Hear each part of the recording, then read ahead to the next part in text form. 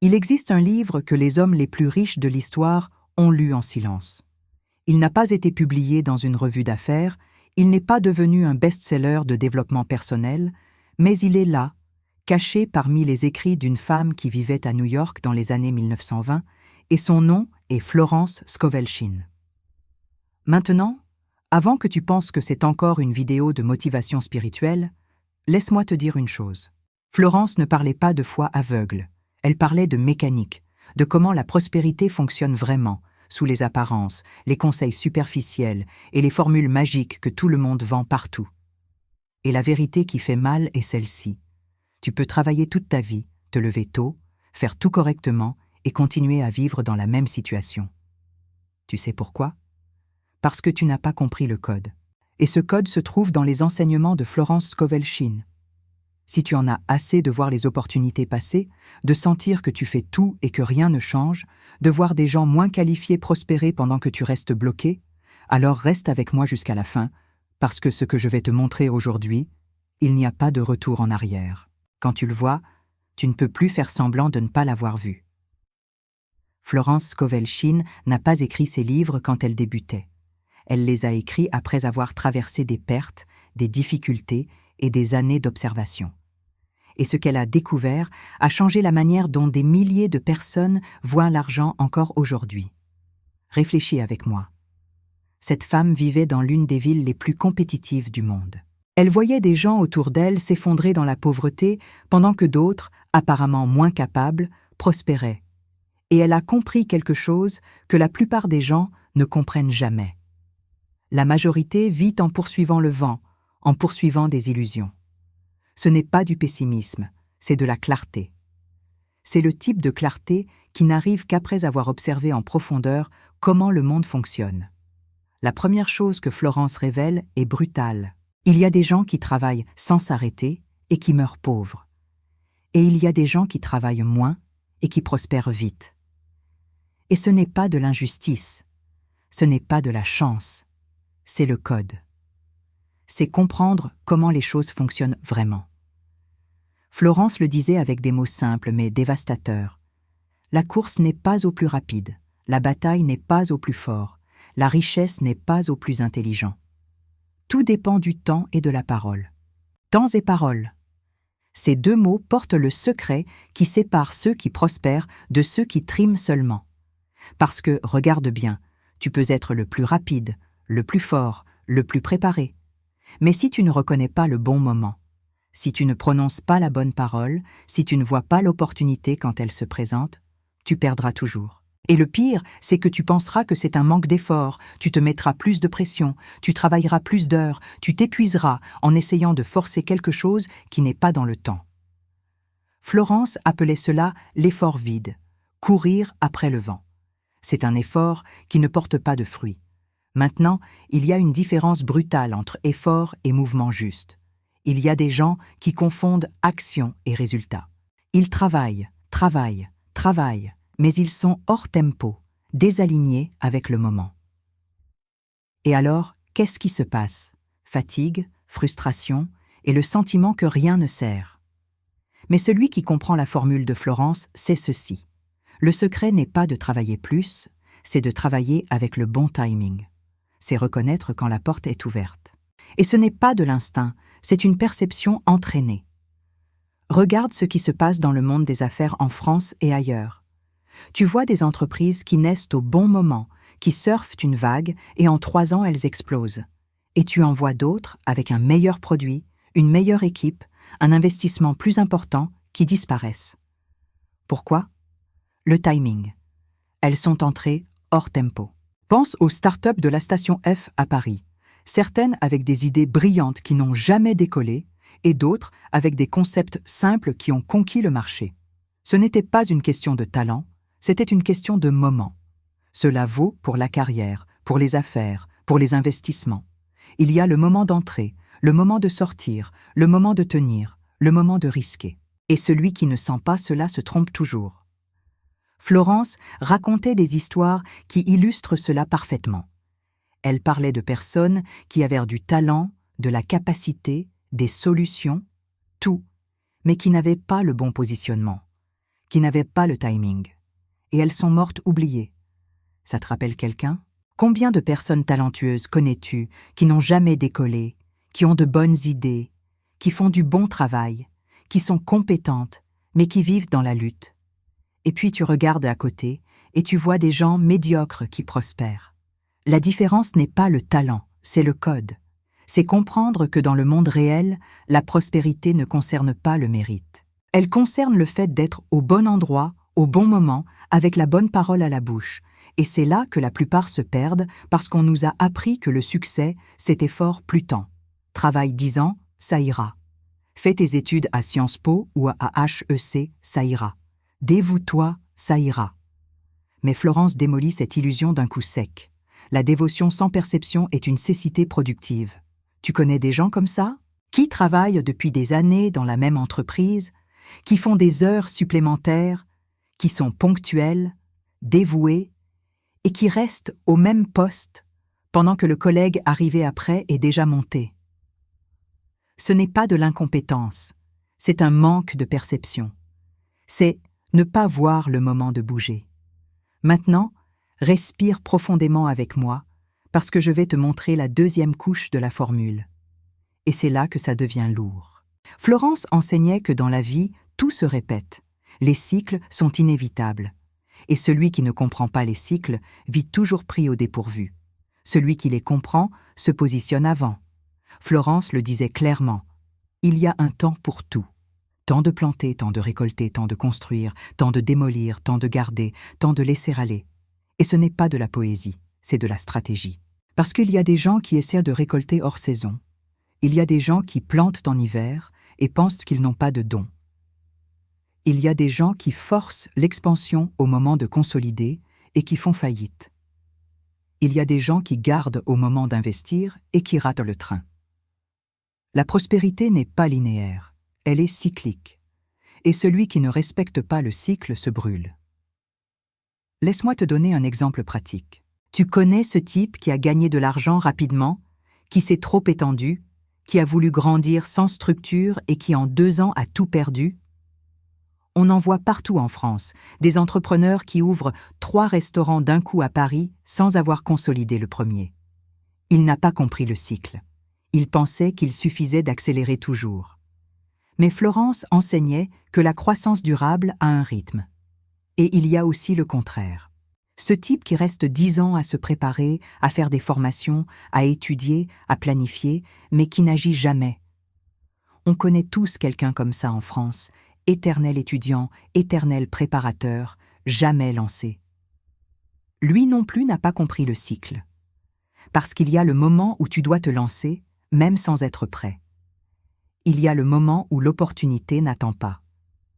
La formule de Florence est celle-ci. Reconnaître le temps et agir dans le temps. Ni avant, ni après. Dans le temps.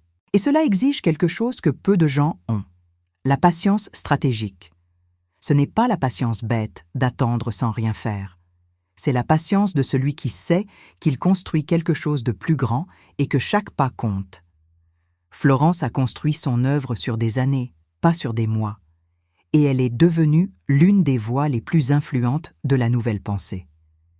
Elle ne savait pas qu'elle pouvait accélérer, bien sûr que si, mais elle respectait le temps parce qu'elle comprenait que la grandeur ne se presse pas. La grandeur se construit. Et regarde l'ironie.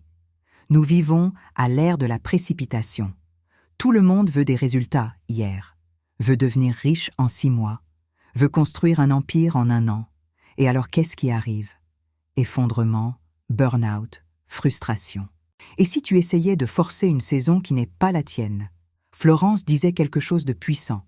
Celui qui observe le vent ne sèmera jamais, et celui qui regarde les nuages ne moissonnera jamais. Traduit, celui qui attend la condition parfaite n'agit jamais, et celui qui n'agit jamais ne récolte jamais. Mais il y a aussi l'autre côté. Il y a des gens qui agissent sans s'arrêter, sans réfléchir, sans évaluer. Et ça aussi c'est une erreur, parce que l'action sans stratégie est du désespoir déguisé en productivité. Le sage n'est pas celui qui agit toujours, et n'est pas celui qui n'agit jamais. Le sage est celui qui agit au bon moment. Et comment sais-tu quel est le bon moment? Simple. Tu arrêtes de vivre en pilote automatique. Tu observes, tu ressens, tu écoutes ce qui se passe autour de toi, pas seulement sur le marché, pas seulement dans l'économie, mais à l'intérieur de toi aussi. Parce qu'il y a des changements internes qui indiquent que tu es prêt, et il y a des changements externes qui indiquent que le moment est arrivé. Et quand les deux se rencontrent, c'est là que la magie opère. Avant d'entrer dans le prochain principe, laisse ton pouce en l'air sur cette vidéo. Je sais que tu suis et cela aide la chaîne Les Clés de la Manifestation à grandir. Et si tu as déjà vécu ça, sentir que tu travailles et que rien ne change, commente ici en bas, j'ai compris le cycle. Et dis-moi aussi d'où tu nous regardes, de Paris, de Lyon, de Marseille, de Bordeaux, de Bruxelles, de Montréal ou d'ailleurs. Je lis tous les commentaires, vraiment. Maintenant arrive la troisième couche.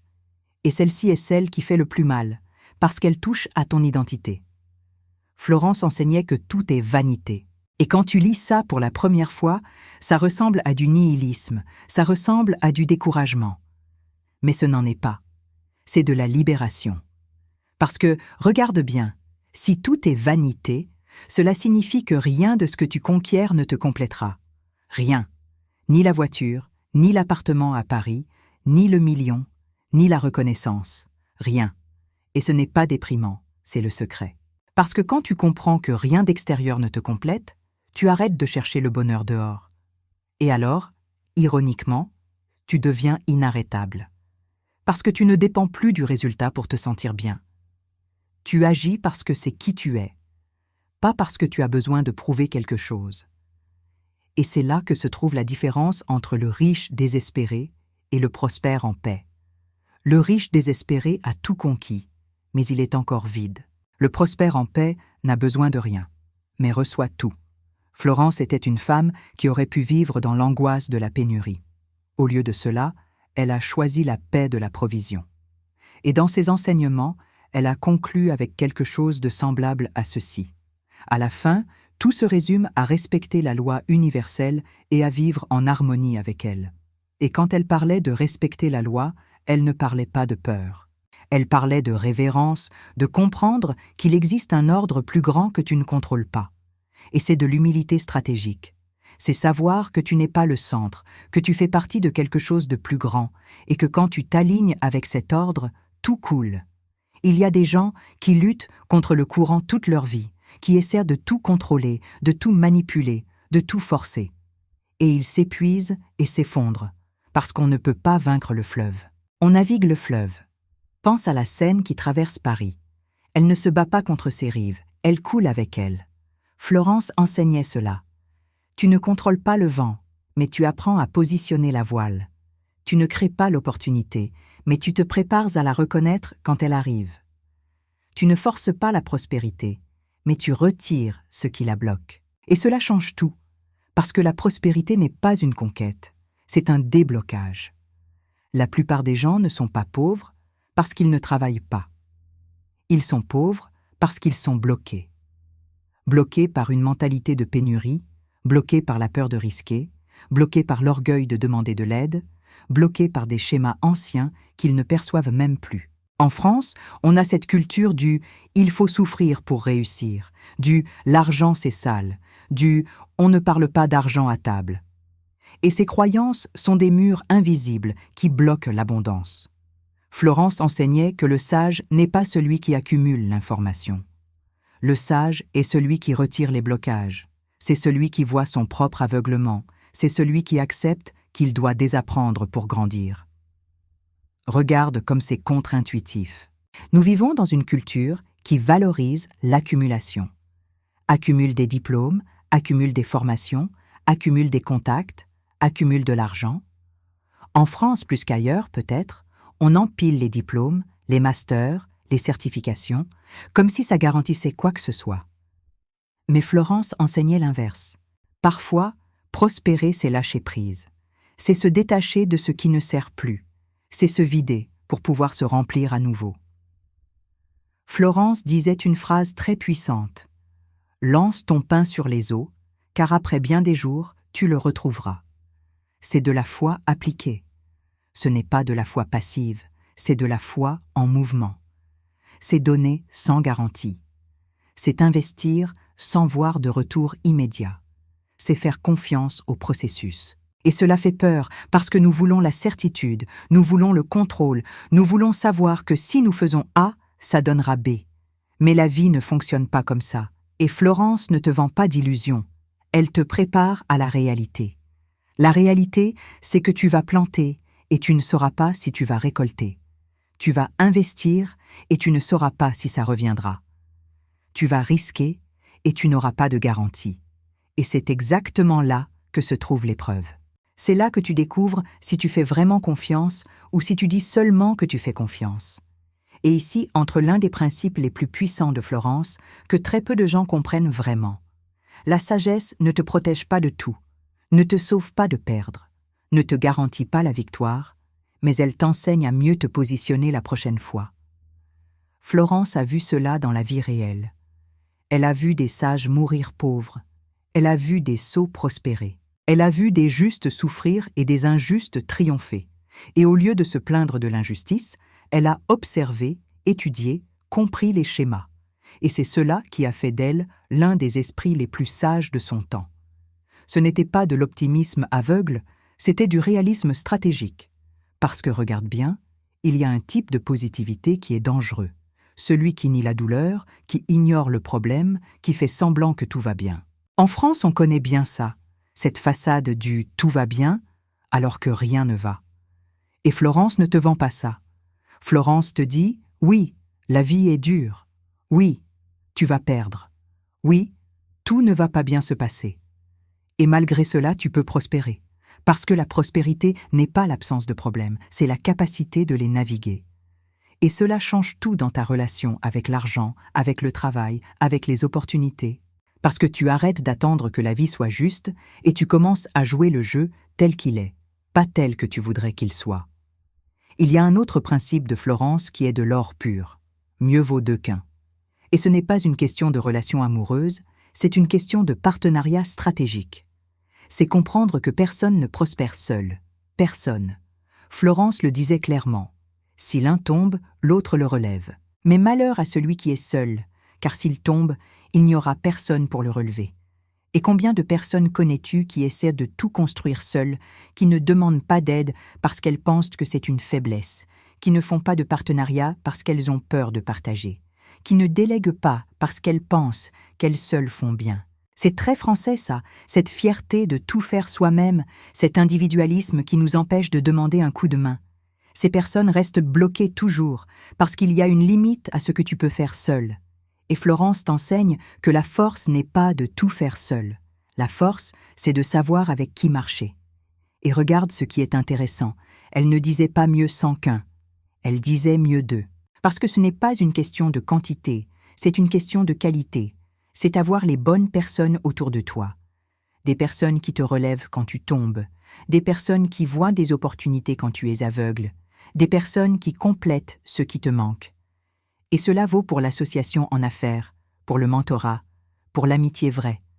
L'environnement que tu choisis définit le plafond de ta prospérité. Si tu marches avec des gens qui ne font que se plaindre, qui ne voient que des problèmes, qui ne parlent que de crise, devine ce que tu vas attirer. Mais si tu t'entoures de gens qui agissent, qui résolvent, qui construisent, tu seras tiré vers le haut. Pas par magie, par osmose, par contagion émotionnelle et mentale. Maintenant arrive l'une des parties les plus pratiques des enseignements de Florence, et qui touche directement la manière dont tu gères l'argent. Florence enseignait « Distribue avec 7 et même avec 8, car tu ne sais pas quel malheur surviendra sur la terre. » C'est de la diversification. C'est ne pas mettre tous ses œufs dans le même panier. C'est comprendre que le monde est incertain et que la sécurité ne vient pas d'accumuler à un seul endroit, mais de distribuer stratégiquement. Il y a des gens qui gagnent de l'argent et qui gardent tout sur un livret A. Il y a des gens qui investissent tout dans un seul commerce. Il y a des gens qui dépendent d'une seule source de revenus, d'un seul CDI, qu'ils s'accrochent comme à une bouée. Et quand cette source se tarit, tout s'écroule. Florence t'enseigne que le sage protège ce qu'il a construit, pas par peur, mais par prudence. Et la prudence n'est pas être lâche, c'est être intelligent. Florence disait « Le matin, sème ta graine, et le soir, ne retire pas ta main, car tu ne sais pas laquelle prospérera, celle-ci, celle-là, ou si toutes deux seront également bonnes. C'est de l'action continue. C'est ne pas s'arrêter parce que ça a marché une fois. C'est continuer à planter, continuer à bouger, continuer à créer, parce que tu ne sais pas quelle graine va germer. Mais si tu en plantes une seule et qu'elle ne germe pas, tu te retrouves sans rien. Et cela vaut pour tout. Pour les projets, pour les relations, pour les investissements. Tu ne sais pas ce qui va marcher, mais si tu agis sur plusieurs fronts, tu augmentes les chances. Et quand l'un fonctionne, il couvre tous les autres. Maintenant respire avec moi, parce que voici le principe qui transforme le plus. Florence enseignait qu'il existe une différence brutale entre être jeune et être vieux. Et ce n'est pas une question d'âge, c'est une question de perspective. Elle disait « Mieux vaut le jeune pauvre et sage que le roi vieux et insensé. Jeune ici ne concerne pas combien d'années tu as. Ça concerne si tu es encore disposé à apprendre, si tu es encore ouvert au changement, si tu as encore faim. Parce qu'il y a des gens de 20 ans qui sont déjà vieux. Ils savent déjà tout, ils ont déjà décidé comment le monde fonctionne, ils ont déjà fermé l'esprit. Des jeunes diplômés de grandes écoles françaises qui pensent que leur diplôme leur garantit tout et qui refusent de se remettre en question. Et il y a des gens de 60 ans qui sont jeunes, qui expérimentent, qui sont prêts à se tromper, qui sont vivants. Et la prospérité appartient aux jeunes.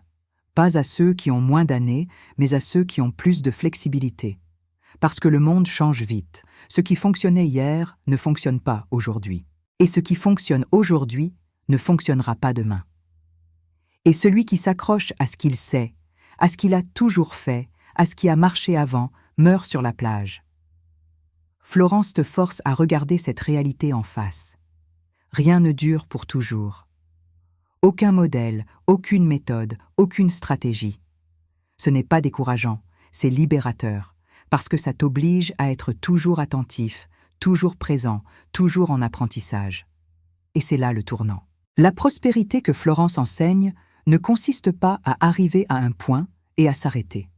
Elle consiste à devenir quelqu'un qui sait lire les signes, qui sait quand entrer et quand sortir, qui sait quand tenir et quand lâcher, qui sait quand construire et quand détruire. C'est une prospérité vivante, dynamique, organique, et cela exige quelque chose que la plupart n'ont pas. Le détachement. Ce n'est pas le détachement spirituel que tu entends partout, qui n'est qu'une façon chic de prétendre ne rien vouloir. C'est un détachement réel. C'est être prêt à renoncer à ce qui ne sert plus, même si ça a coûté cher, même si ça a demandé du travail, même si tu y as investi des années. Florence a construit une œuvre qui a transformé des milliers de vies. Et à la fin, elle a compris que la valeur n'est pas dans le résultat, elle est dans le processus. Et c'est profond. Parce que nous vivons obsédés par la destination, par le résultat final, par la ligne d'arrivée. Mais Florence t'enseigne qu'il n'y a pas de ligne d'arrivée. Il y a le chemin. Et soit tu apprends à aimer le chemin, soit tu souffriras toute ta vie. Maintenant, il y a un dernier principe que je dois te montrer, et c'est celui qui transforme l'effort en multiplication. Florence parlait du temps divin. Pas dans le sens religieux mièvre que tu as l'habitude d'entendre, mais dans le sens pratique de comprendre qu'il existe un temps que tu ne contrôles pas, un temps plus grand, un timing universel. Et quand tu t'alignes avec ce timing, les portes s'ouvrent, les bonnes personnes apparaissent, les opportunités surgissent. Et ce n'est pas de la chance, c'est de l'alignement. Mais quand tu es hors de ce timing, tu peux forcer, tu peux pousser, tu peux lutter, et rien ne se passe. Et tu t'épuises en pensant que c'est de ta faute. Il y a des gens qui essaient d'ouvrir une porte qui n'est pas la leur. Il y a des gens qui essaient de forcer une relation qui n'est pas dans le temps. Il y a des gens qui essaient de construire une entreprise alors que ce n'est pas le moment. Et ils souffrent et pensent que c'est un manque d'effort. Mais ce n'en est pas. C'est un manque de perception. Florence enseignait que le sage attend le bon moment, mais ce n'est pas une attente passive. C'est une attente active. Il se prépare, il construit les fondations, il retire les blocages, il se positionne. Et quand le moment arrive, il est prêt. Et la différence entre celui qui prospère et celui qui ne prospère pas est celle-ci. Celui qui prospère est prêt quand le moment arrive. Celui qui ne prospère pas passe sa vie entière à se préparer, mais quand l'opportunité frappe, il ne la reconnaît pas. Ou il la reconnaît, mais il est mal préparé. Alors, la formule de Florence se résume à ceci. Reconnaître le temps, agir dans le temps et faire confiance au processus. Reconnaître le temps, c'est de la perception. C'est être attentif, c'est ne pas vivre en pilote automatique. Agir dans le temps, c'est du courage. C'est ne pas laisser la peur te paralyser. C'est risquer quand le moment l'exige. Et faire confiance au processus, c'est de la foi. Ce n'est pas la foi qui attend le miracle, c'est la foi qui plante, qui travaille, qui bouge et qui fait confiance que la récolte viendra. Et écoute, si tu es arrivé jusqu'ici, c'est parce que quelque chose en toi a reconnu ce message. Parce que les enseignements de Florence ne sont pas pour tout le monde. Ils sont pour ceux qui en ont assez de vivre en surface, pour ceux qui veulent comprendre comment les choses fonctionnent vraiment, pour ceux qui sont prêts à payer le prix de la clarté. Et le prix de la clarté, c'est l'inconfort. Parce que quand tu vois, tu ne peux plus faire semblant de ne pas avoir vu. Quand tu comprends le code, tu deviens responsable de l'appliquer. Si cette vidéo t'a touché, commente ici en bas ce qui t'a le plus marqué. Je lis tout, vraiment. Et partage cette vidéo avec quelqu'un qui a besoin d'entendre ça. Parce que le bon message, au bon moment, peut changer une vie entière.